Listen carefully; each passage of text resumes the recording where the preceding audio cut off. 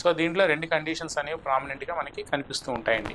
ఎరిథ్రోప్లేకియా, leukoplakia అని చెప్తూ ఉంటాం. ఎరిథ్రోప్లేకియా అంటే నాలికంతా బ్లాక్గా అయిపోవటం, లేదంటే ల్యూకోప్లేకియా అంటే నాలిక పై పొర ఏదైతే ఉంటుందో సున్నితమైన పొర ఉంటుందో అదంతా తెల్లగా అయిపోవటం అనేది జనరల్గా ఇట్లాంటి కండిషన్స్లో ఈ 2 కండిషన్స్ మనం కామన్గా చూస్తూ ఉంటామండి.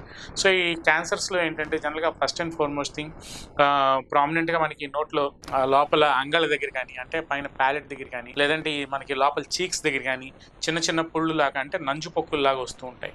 సో ఈ నంజు పొక్కుల్లాగా వచ్చినప్పుడు జనరల్గా ఇవి ఏదో వైటమిన్ B12 డెఫిషియన్సీస్ అనో, లేదంటే తినే వాటిలో ఏదో మనకి హెల్త్గా మనకి ఏదో పడట్లేదనో, వేడి చేస్తుందనో కొంతమంది అశ్రద్ధ చేస్తూ ఉంటారు. సో ఈ కండిషన్స్లో ఆ నంజు పొక్కులు ఉన్నంతలోపు అందరికీ క్యాన్సర్స్ కింద మారని ఇదేమీ లేదండి. రూల్ కండిషన్ అయితే కాదు జనరల్గా. సో కొంతమంది హ్యాబిట్స్, ఇందాక మనం ఏదైతే ఈ టొబాకో చీవింగ్ కానీ, ఖైని, పాన్ పరాగు, గుట్కా ఈ తినేవాళ్ళలో ఎవరైతే ఉంటారో సో వాళ్ళలో ఇట్లాంటి నాన్ హీలింగ్ అల్సర్స్ అనేవి ప్రామినెంట్గా ఉంటూ ఉంటే for the period of time డెఫినెట్గా అది ముదిరిపోకముందే ఎర్లీ స్టేజెస్లోనే ఖచ్చితంగా మనం ఒకసారి ఒక క్వాలిఫైడ్ డాక్టర్ గారి దగ్గరికి వెళ్ళి ఒకసారి పరీక్ష చేయించుకోవాల్సిన అవసరం ఎంతైనా ఉంటూ ఉంటుంది.